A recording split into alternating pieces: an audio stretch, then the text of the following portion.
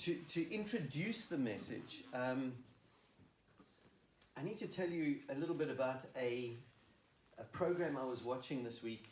It's a fascinating program, American TV program. It's called Living Biblically. Anyone heard of it? It's a fascinating thing. I'm actually not sure if it's Christian or not. It tells a story of a journalist who, one of his closest friends dies suddenly. And so he's confronted with his own mortality. And he goes and gets a Bible. And he decides, I'm going to live my life 100% according to the Bible. And so each episode is like a new section in the Bible. Like he hears that it's wrong to commit adultery and that adulterers should be stoned.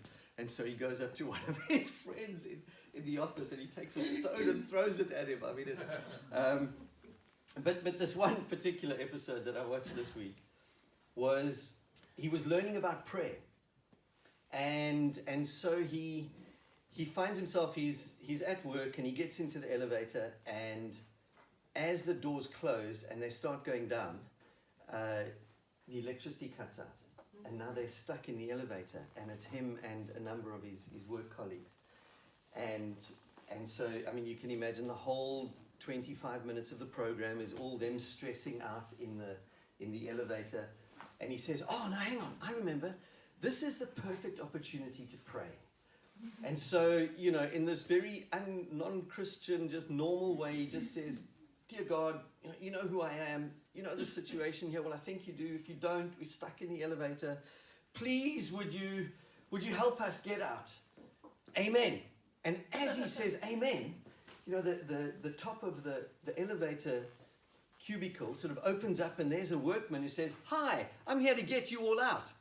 And you know, oh, prayer works. And he goes back home and he tells his wife, who's more than a little cynical, and she says, no, okay, so tell me what happened. You were stuck in the elevator, you prayed, and then as soon as you said amen, there was the workman. Yeah, right, as if that was God. You know, as if that was God. And I thought, how many times have I tried to explain answers to prayer to friends and family who don't know Jesus? And how do you get that across to them? How do we explain that God is here working in our midst? You know, that account of Moses in Exodus. Moses asks to see the glory of God. And God says to him, I want you to stand in this little cleft in the rock. And when the dazzling light of my presence passes by, I will put you in an opening in the rock. And I will cover you with my hand until I have passed by. Then I will take my hand away, and you will see my back. You will see my what? My back, and not my face. Interesting, isn't it? That verse has often come to mind when I realize that, you know, we don't see what God is doing at the moment. It's only once he's gone by and we look back, then we can see God was at work. It requires faith to see God when we're looking ahead, because we always see him in hindsight. I want to minister this morning from a book in the Bible where God isn't even mentioned. But yet he is at work. And I think this will help us if we could really get an understanding of what God was doing during this time and in this book. It will help us with questions which we are facing right now. You know, how do we explain what's going on in Parliament? Does God want the UK to leave the EU? We might have an opinion on it. One thing I have learned is to not pray political prayers, because I don't actually know what God is doing. Wouldn't it be easier if God actually was here, right? You know, we can say, Jesus, what do you really want? You know, let me tell my friends, but we can't see him. We can only see his hand at work in hindsight. And so, let me introduce you to a young man who I believe will be able to strengthen your faith this morning. His name is Harbona. I'm going to tell you the story of Esther in narrative form, taking on the role of a very minor character whose name we find out in the scripture is Harbona. We're not going to have any scriptures up or anything like that. You can go home for yourself and read the story of Esther. Lovely. Now, as I've mentioned, God is not mentioned in the book. And as we read the book or listen to the story as seen through the eyes of a eunuch who served in Xerxes' court, who was not a believer, how did he see the events that took place? How did he interpret them? So, here we go. Good morning. My name is Harbona. And I work for the king, Xerxes. Now, some people may think that that's quite an honor and a privilege to be a confidant of the king. I'm actually one of his favored servants. I'm with him most of the time. When he wants advice, he calls to me. If he wakes up in the middle of the night and he can't sleep, who does he call for? Well, the one who has the chamber right next to his. That's me. As I've said, many people would think it's a privilege, but if you really knew my boss, the king, as I know him, you may not think of it as being such a privilege. He's a very unpredictable man. If the word had been invented, we would call him bipolar. But that word hasn't been invented yet. But yet he is extremely bipolar. I'll give you an example. One of his friends, a man named Pythias. Pythias offered his entire fortune, which was about 3.3 million gold coins. He offered that to Xerxes as a means of paying for a battle that Xerxes was going to go into. And Xerxes said, listen, mate, I don't need your money, but I tell you what, here is 700,000 gold coins of mine to go towards your treasury, because I want your wealth to be a nice even number of about 4 million. How about that? And so, you know what Pythias did? He was quite pleased with this gift. And so he now thinks that it's an opportunity. I'm going to ask a favor of the king. And so he comes to Xerxes a few months later. Xerxes is about to go into battle. And he says, you know what, Xerxes, I had a bit of a fright, a bit of a scare. Perhaps it was just a nightmare. I don't know. But I have the sense that all my sons are going to be killed in battle. And I'm going to have no one to look after me in my old age. Could you just keep one of my sons and may he not go into battle with the army? Well, my boss Xerxes was so upset. You know what he did? He just immediately changed. 1 minute he's Pythias' major friend. Next minute what he does is he says, okay, your son can stay behind, bring him here. He chops him in two, puts one side of him on either side of this place where the army had to march through, and they all marched through looking at this sawn in two son of Pythias. He stayed behind, all right? He didn't go into battle. That was my boss. On one occasion, he got so upset that when a storm raged and 300 of the Persian ships sunk, you know what he commanded one of his men to go and do? To take a whip and to go and whip the sea 300 times. One lash for every ship that was sunk. That's my boss. But he did have a soft side. And all these events that I want to tell you, I guess they began shortly after the Battle of Salamis. Xerxes was trying to take over Greece, and And there was one particular battle where he suffered quite a major defeat. His ships were sunk, and he had to sail back to Persia in disguise in a fishing vessel. And he came back, and you can imagine someone as powerful as Xerxes, that this sort of really depressed him. And he was moping about. He was so upset, and I overheard him the one day, and now his attention had kind of drifted. Maybe it was the drink, maybe it was just mental illness, I don't know. But I just heard him whispering, oh Vashti, I've even lost you. I've got no one. And I thought to myself, if I want to live, I better get the king happy. Because when he's happy, everything's great. But when he's down, we're all in trouble. And so I thought, if he's mourning Vashti, we should get him another wife. And so I said, oh king, I have an idea.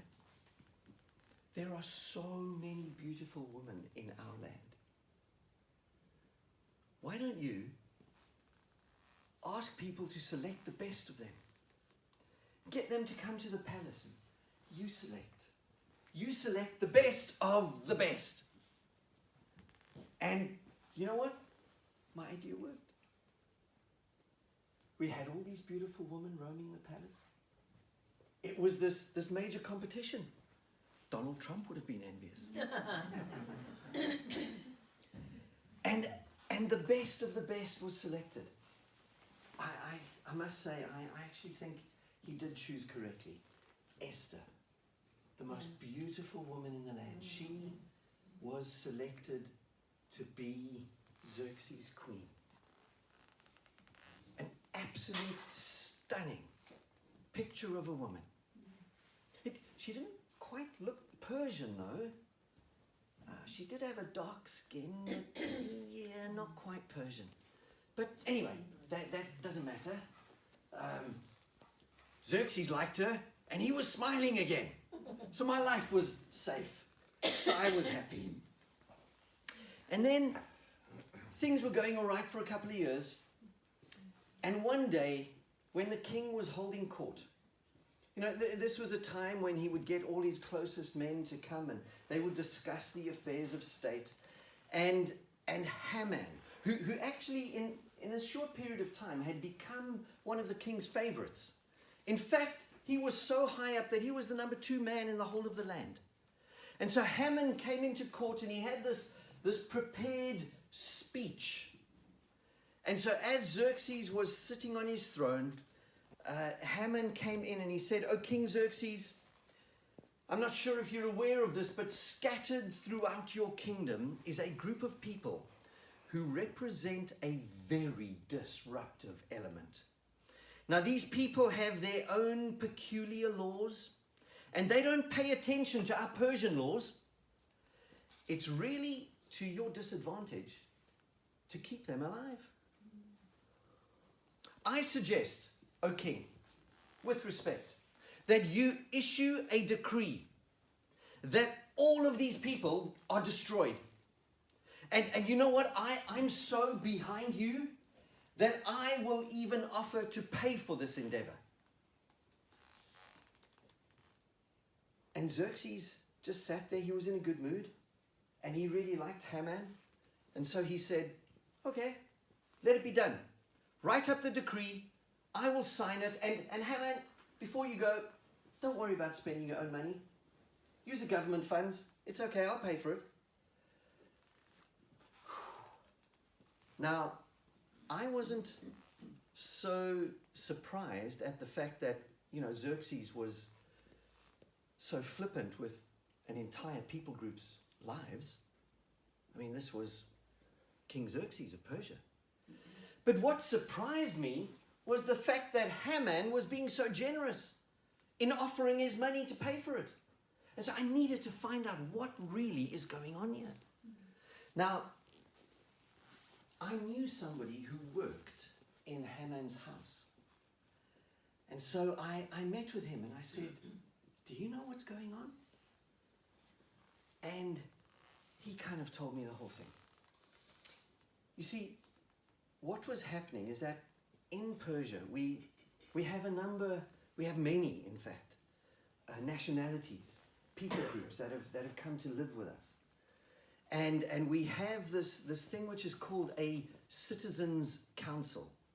And each people group have a representative that sits on the citizens' council, and they deal with petty affairs that we don't want to bother the king with, because, as I've already explained, he kind of goes between one mood and the other quite quickly.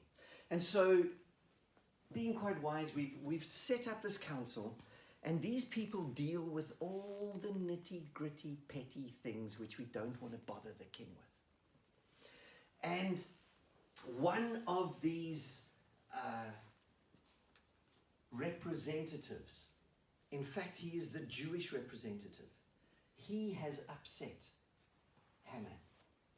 Because Haman, being in such a high position, he needs to keep tabs on what goes on in the Citizens' Council. And so every now and again, he will pop into one of their meetings. And as he does, all of the representatives of all the different nations that are there, they all get out of their seats and they bow down to Haman. And he loves this. It kind of makes him feel good, you know. But there is one person who refuses to bow down. I'm not sure why. I don't think it's because he's arrogant, but I think it's got something to do with his religion. He's the Jewish representative. His name is Mordecai. And he refuses to bow down to Haman. And because of that, Haman wants to destroy every single Jew. It's a little bit beyond me. Haven't really liked Haman. This makes me dislike him even a bit more. One day, shortly after finding this out, I'm walking down one of the passages and I walk past this open window and I hear this commotion outside the palace. And I look down and it looks like it's a rough sleeper who's just kind of lost his mind a bit, you know. It's this bloke who's wearing, it looks like sackcloth. He doesn't have any decent clothes. And his hair is a mess. It looks like he's been sleeping in a fire pit. It's got ash all over him. And he's just wailing and moaning.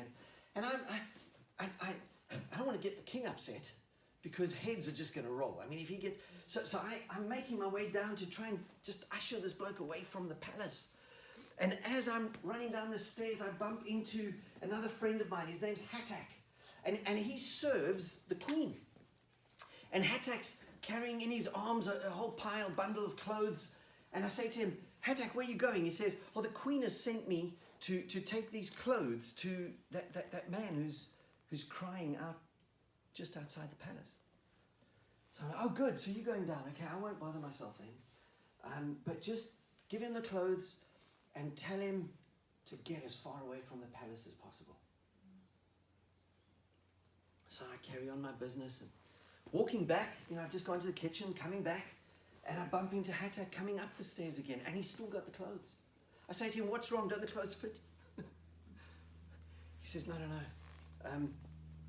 He didn't want clothes. He just gave me this piece of paper to give to the queen.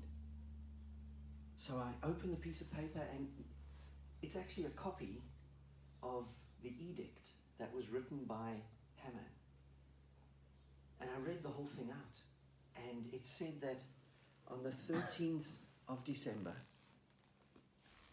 the entire nation of Jews is going to be killed, destroyed, and annihilated.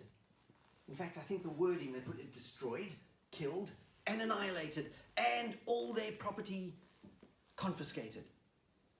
I mean, if you want to destroy a people group, well, that'll kind of do it. Destroy them, kill them, and annihilate them. Every single one. Man, woman, and child. And all of their property. said, give this to the queen. And I sat back and I was, okay, well, that makes sense if he's the Jewish representative, because that's what Hatak had told me. That is not just a rough sleeper. He's actually the Jewish representative whose name is Mordecai. Well, that would explain why he's so upset. But why is he giving this to the queen? What's she going to do with it? Anyway, not my problem. I carry on my daily affairs. And in the evening, I'm strolling through the garden, catching a bit of the cool of the evening. And as I walk through the garden, there I see Hatak, and he's sitting there. He looks as if he's got the whole world on his shoulders. I say to him, Hatak, what's wrong? He says, well, you'll never guess. He says, no, if I could have guessed, I wouldn't have asked you what's wrong. What's wrong? Tell me. He says, well, that Jewish representative, Mordecai, he's actually the queen's uncle. You mean the queen, Esther, is... Yes, she's a Jew. She sent me to go and take a message to Mordecai telling him that she can't do anything because the king, we all know what he's like. He hasn't called for her in over a month. She can't just go into his presence. She could lose her head. And so I went and gave this message to her uncle. And you know what he says? Give her a message back and say, maybe this is why you're the queen. I don't know what to do. Imagine what Xerxes is going to do. Maybe we'll lose our heads. And now, to make it worse, the next time the king holds court, Esther says she's going to go and speak to him. What do we do? Oh, I didn't sleep much that night. The next morning, we all had to go to court. I mean, this could be dangerous not only for Esther, but for all of us. So there we were. I didn't know if I should try and warn my boss to, try and soften the blow a bit. Well, let's just see what happens. Anyway, court begins, and we hear the fanfare outside, and the king stops. The person who was speaking, I have no idea who it was. Those details are kind of insignificant right now, but we all turned our attention to the great door, and the door was flung open, and in she walked, and oh boy, did she look beautiful. It's as if she'd been preparing her entire life for this moment. It was, she just kind of shone. There was something more than her natural beauty, but she walked, and I looked across at the king, and his jaw just kind of dropped as he took in her beauty, and there was a softness that just came over his eyes, and even though his scepter was raised, it just kind of, that dropped along with his jaw. And he just drank in her beauty, and she walked in as only a queen could walk in. And he looked at her and he said, my love, I think he used slightly more formal terms. I think he said, my queen. But we all knew what he meant. And he said, what do you want? Anything that you want. Half the kingdom, whatever you ask right now in this moment. I mean, I'm so enamored with, I will give you whatever you want. And she said, won't you and Haman come to a banquet with me today? And he said, certainly. When? And they made the arrangements, and she walked out. even walking out, she looked perhaps even more beautiful than when she walked in. And court carried on. Later that day, I was to serve the king and at that particular banquet. And so I was quite glad about that because I needed to know what was going to happen. I mean, here was the queen and the king and Haman. They were all going to be there. And I got to be a witness as to how she was going to break the news to the king. What was going to happen. And the event comes, I laid the table, the best foods, all the king's favorites. And we get there, and the king, you can see, his interest was piqued. It was like, Esther, what are you doing? What do you want? And she just kept saying, not now, just, would you like a glass of wine? And she's charming, and, and everything's happening. And you could just see Haman, he was drinking this in. He thought that he was so important to be invited to a banquet by the queen with the king. And he's the only other person there. He didn't even notice me being there. He was so full of himself. And I'm waiting and I'm thinking, is this the moment? As the king is about to chop off that, that suckling pig's head with his very sharp blade, is that when she's going to tell him? When is she going to tell him? And she just doesn't. And they get to the end of the meal, and she still hasn't said anything. And the king is now, my queen, you look troubled. What is it? Please, just tell me. And she says, King, here's what I ask. Thinking, this is it. She says, here's what I ask. She swallows. She says, will you come tomorrow to another banquet that I will set for you and Haman? And I'm thinking, why? In hindsight, the amount of things that took place between the first banquet and the second, I can see why she needed to ask the second time. But all these string of events, these amazing coincidences took place. Starting with that evening, Xerxes couldn't sleep. I don't know if it was a nightmare or whatever, but he called out. He said, come and help. So I went across and he said, I can't sleep. Read to me. Find a book. I looked around and found the scroll, and it was the record of important events. I said, can I read from this? He said, read anything. I can't sleep. So I just kind of opened up somewhere and I started reading, and about 10 minutes in, I got into a story. It's amazing. You know that chap I was telling you about earlier? The Jewish representative, his name is Mordecai, remember? There was a story about him. It was how he had overheard, perchance, another coincidence, perchance, an occasion of somebody who wanted to kill the king. And because he reported that to the king's life was saved.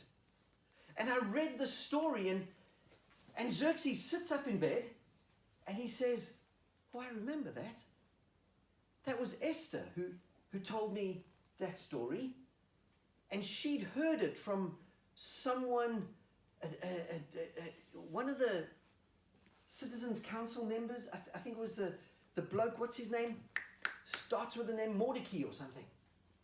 Says, yes, sir, Mordecai. Tell me, Harbona, has anything been done for him to reward him? No, not yet, sir. And some time has passed. We've got to rectify this immediately. I tell you what, first thing in the morning, I want you to remind me about this. We're going to sort it out tomorrow morning, first thing. Oh, I feel so much better. I've been able to solve a problem. I think I'm going to sleep well now. Thank you, Harbona. The king went to sleep. I didn't even need to remind him the next morning. Because first thing when he woke up, I could hear him shouting, call for my advisors. Is there anyone here? one of my advisors. And somebody, one of my mates, stuck his head in the king's chamber, the door and said, Your Honor, Haman has just come in. Surely you can take advice from him. And Haman, he was actually a bit upset, because what I didn't know is when he left the banquet yesterday, he walked past Mordecai again, who still did not bow down to him. He was so upset.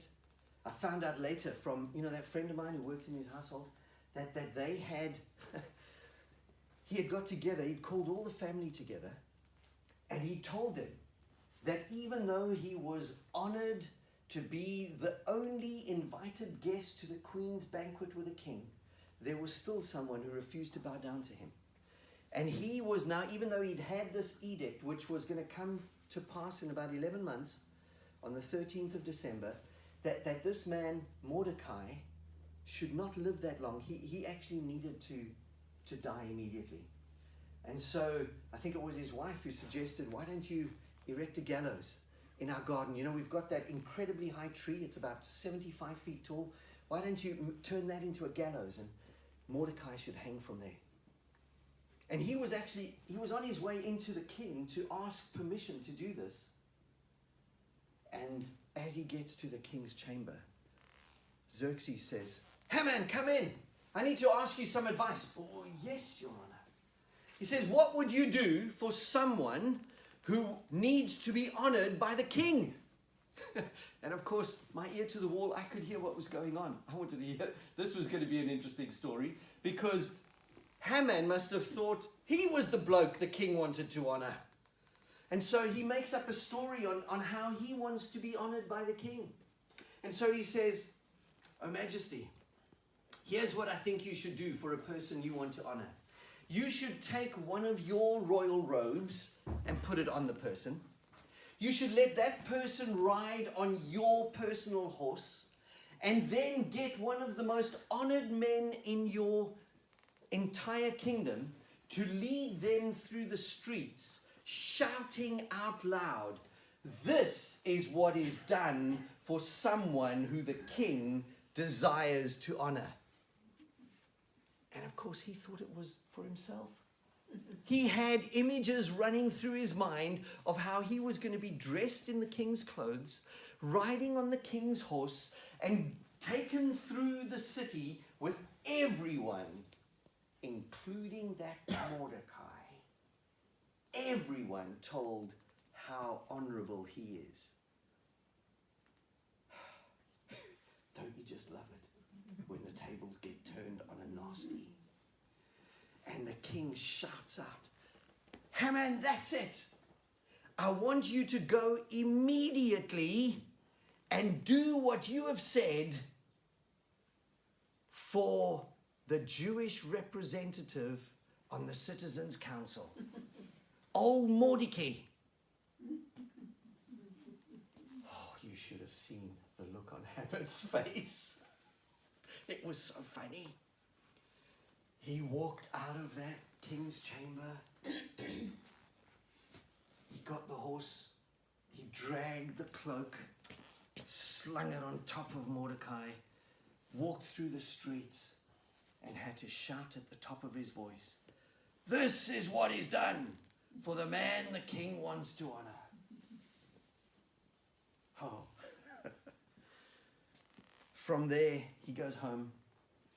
Not much time to kind of drink and sort of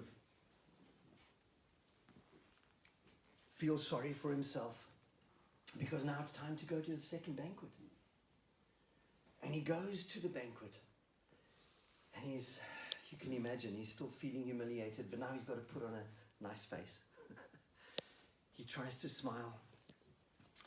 And once again, Xerxes looks at his queen and says, Esther, what is it? What is it?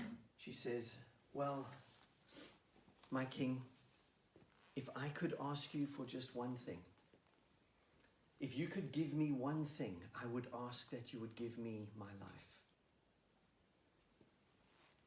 Now it was the king's turn for his face to drop. He said, what do you mean, my queen? She said, well, there is someone in your kingdom. I looked across at Haman, and if there was a hole in the ground, he would have crawled into it. He was trying to make himself nothing. She said, "O king, there is someone in your kingdom who has plotted to kill all of my people, including me." And the king stood up and he said, "What? Who is this person?" And she turned and pointed to Haman and said, "It is him." The king was outraged. He must have realized this edict, the people, the 13th of December, all of this. He said, "I've got to think." And he walked out, and I could see him. He had his hand on his head, and he's walking around. He's trying to think what to do. And in the meantime, Haman, he jumped up, and now he's pleading for his life with the queen. And he's on his knees, and he's begging at her, and he's saying, "Please, please, please do something. Have mercy, have mercy."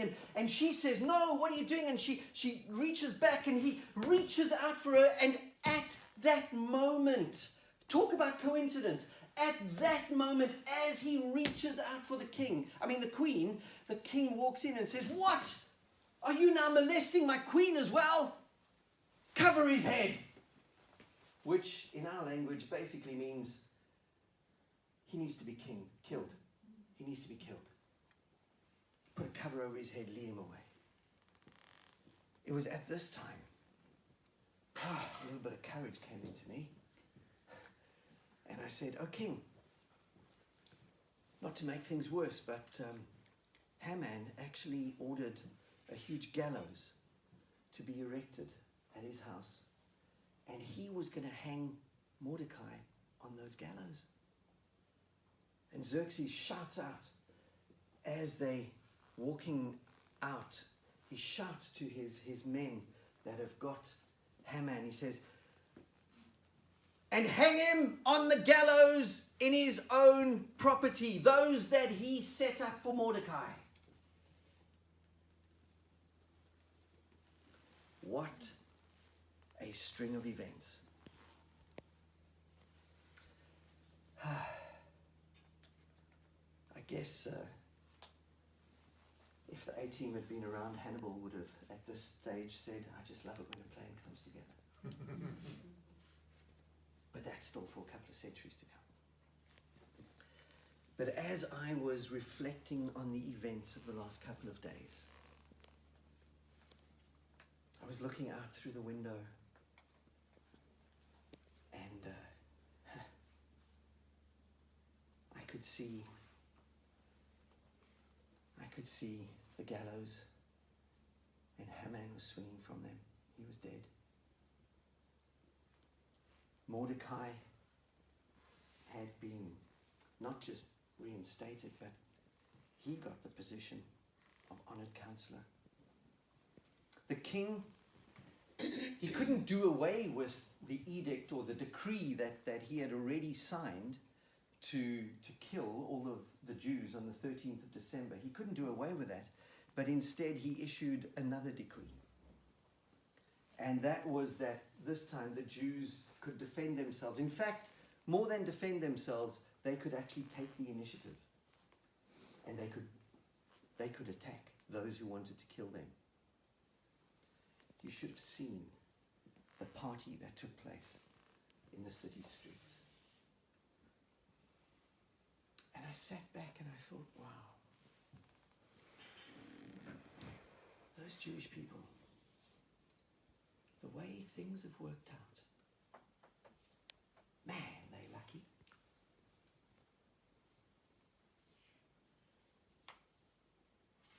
Is it just luck? God was definitely involved in every part of that story. Yes. But yet for someone who is closed to God, it's just a series of coincidences. I'm sure I'm not the only one, all of us here, who have spent even that much time praying, we've noticed a string of coincidences that happen in our lives. Amen. Because even though we can't see him, God is always at work. Yes, amen. He is always at work. We don't know what he's doing right now. We're facing difficult situations. When we look back, we will be able to see what he was doing. But in order to look ahead, we need to exercise faith and trust that he is in control.